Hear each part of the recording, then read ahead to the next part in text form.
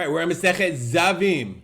Perek Aleph, Mishnah Aleph. First Mishnah in the first chapter of Masechet Zavim.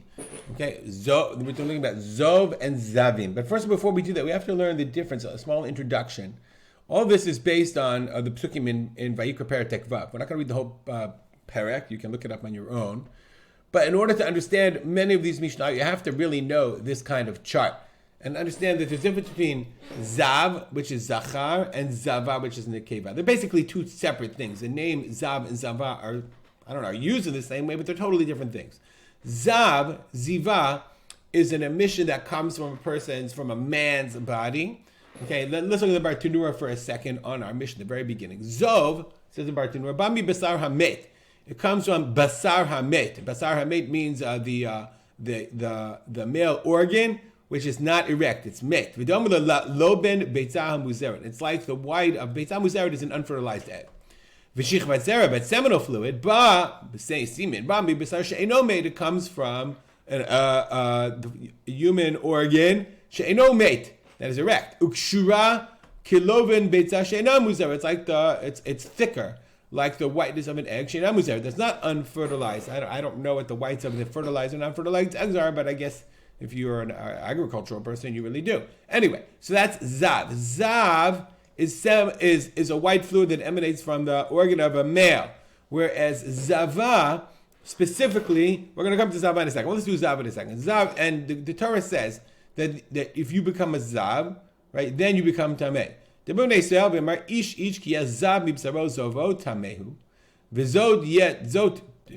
If he flows from his flesh, he's Tameh. Vizotia tumato bizovo. This is his tuma. Rar bisaro et zovo. Echtim bisaro bizovo tumatohi. I'm not even going to try to translate it. It's difficult to translate. Rar bisaro. I'm not sure what that means. Or echtim bisaro bizovo. If his body becomes chichtim, sealed from it. Basically, Chazal now learn out from this the following. Okay. First of all, for a male, it depends on how many re'iyot you see, how many emissions you have. One emission. We're going to have a machloket on our Mishnah. 2 emissions, so then a person becomes tameh. He's a zav. And therefore, the Mishnah said, not the Mishnah, the halacha, it's really the Midrash halacha says, you have to count Shiva Nakim, the man as he's tameh. Tameh, what's called mishkav umoshav. Okay, mishkav umoshav means a tumat zav. And therefore he has to count 7 days. And during those 7 days, he cannot go to the Beit HaMikdash, and he can't eat korbanot. But at the end of 7 days, he goes to the mikvah, waits till the night, and then he can go to the Beit HaMikdash, and he's patur min korban. He doesn't have to bring a korban. Okay, that no matter what.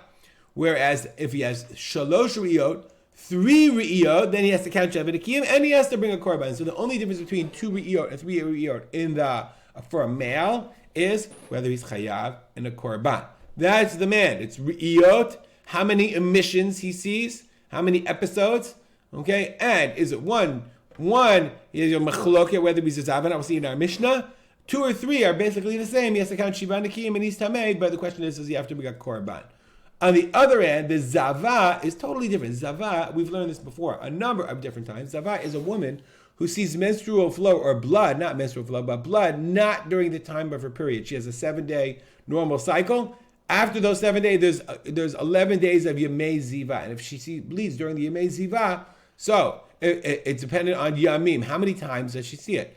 If she sees 1, that's not re'iyah achad. If it's 1 day, okay, then she's teme'ah mishkav u'moshav, and she's what's called shomeret yom keneged yom. She watches 1 day, okay, and then if she's clean, okay, b'nikiyut, if she has 1 day that she's nikiyah, she goes to the mikveh at night and she's good.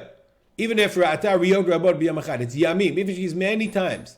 If she sees 2 days in a row, it's not shnei yamim, it's not shnei re'iyot, okay? It really should be re'iyah achat, 1 re'iyah, 1 day, and it's not re'iyot, it should be this way. Re'iyot, oops, that was wrong. Hold on a second. It should be achat, shtayim, or shalosh. For the man, it's re'iyot. For the women, it's yamim. 2 days. Again, shomeret yom keneged yom, she has 2 days, she waits the 3rd day, and if she's clean on the 3rd day, she goes back to go to the mikvah.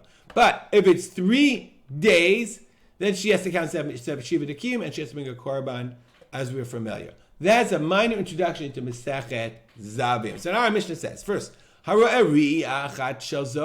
is a male. It sees one re'iyah. So the question is, what's your status from one re'iyah? Beit Shammai says, Kishomeret Yom Kineged Yom. He is like a Shomeret Yom, meaning he has the status of Zav, even from one re'iyah. Beit Hillel says Gebal Keri. He's a Baal Keri. He's not considered a Zav at all. Meaning he's just like a regular Baal Keri. Baal Keri is someone who sees a seminal emission. What is the difference? The difference is if he's Tameh, a Baal Keri is Tameh, okay, and therefore Mishkav and Moshav. And Beit Hillel says Baal Keri. Eino said Mishkav and Moshav, rather Maga. Mishkav and Moshav means the things that he sits on are Tameh, whereas if you're a Baal Keri, only the things you touch. It's not a more serious level of Tumah. But Ra'achat, you see one day. Ubasheni Bifsik, then you didn't see another day. Ubashlishi Ra'ashtayim. Oh, Achat Miruba Kishtayim. You saw two on the third day. You saw two. You had two re'iyot. Because remember, for man, it's for re'iyot.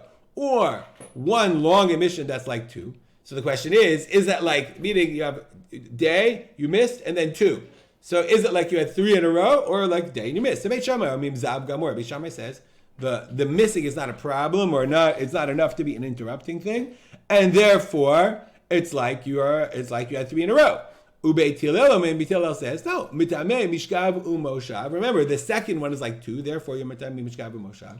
V'tzarich biat ma'im chayim, and you have to wait shiva nekiyim, because remember you saw. It's like, let's go back to our chart. Beit Hillel says it's like you saw two. You have to count 7 days, and you have to go to the mikvah. But upatur min hakorban. But you're not a zav gamor. Beit Shammai says you are a zav gamor, and Beit Hillel says you're not. I'm a Rabbi Elazar ben Yehuda said, Rabbi Elazar ben Yehuda. No, modim Beit Shammai bezeh. In this case, but even Beit Shammai admit, she'eno zav gamor. You're not a zav gamor. But they argued on a different case. What did they argue? Al ha'ra'eshtayim o achat mirubakishtayim. It's not if you saw one and then had the break, but rather if you saw two emissions and then had a break, or one long one. Uba sheni ivsik, and then you had a break. Uba shlishi ra'acha, and on the third day, then you saw one. So it's like 1, 2, break 3. So Beit Shammai says Zav Gamor. In that case, it's Zav Gamor. Beit Hillel says no. Mitamei mishkav moshav. It's 1, 2. You had a break, and then you had a third. So it's 1, 2, break, and therefore mitamei mishkav moshav.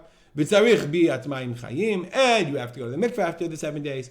But still, patur min hakorban, you're not considered a Zav Gamor, a Zav Gadol. All right, we'll stop here and dedicate our learning as we always do. The memory of my father, Rav Simcha ben Yitzchak Kalman.